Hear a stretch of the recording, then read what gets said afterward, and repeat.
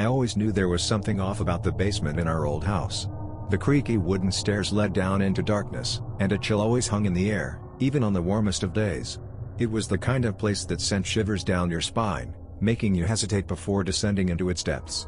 Little did I know that those hesitations were just the beginning of a horrifying experience that would forever haunt my nightmares. It all started one stormy night. The wind howled outside, and the rain pounded relentlessly on the windows. I was alone in the house, as my parents were away on a business trip. I had just finished watching a scary movie, and despite the eerie atmosphere, I decided to head down to the basement to grab a snack.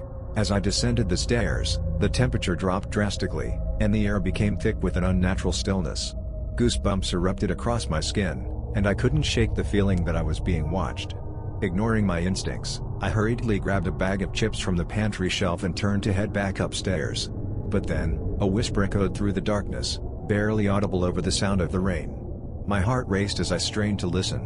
The whisper grew louder, a soft voice that seemed to come from all directions at once. It spoke in hushed tones, as if trying to keep its secrets hidden. It was a voice I had never heard before, and it sent a shiver down my spine. "Leave. While you still can," it whispered, the words dripping with a sense of foreboding. I froze, my hands gripping the bag of chips tightly. Fear coursed through my veins, but curiosity got the better of me. Who or what was speaking to me? I had to find out. I took a hesitant step forward, peering into the darkness. The basement seemed to stretch on forever, with its shadowy corners concealing unknown horrors. As I tiptoed further, the whispers grew louder, more insistent. They urged me to flee, to escape the impending doom that awaited me. Suddenly, a flickering light caught my attention. I followed its faint glow, leading me deeper into the depths of the basement. The light danced ahead of me, teasing and taunting, as if it wanted me to follow. My heart pounded in my chest, each beat a reminder of the danger I was willingly walking into. As I reached the source of the light, a small, flickering candle on an old wooden table, I noticed something peculiar. The table was covered in photographs, each capturing different moments in our family's history. But the faces in the photographs were distorted, their eyes hollow and their expressions twisted in pain. A cold gust of wind blew through the basement, extinguishing the candle's flame. The room plunged into darkness, and the whispers grew louder, more desperate. Panic welled up inside me as unseen forces seemed to close in, suffocating me in their presence.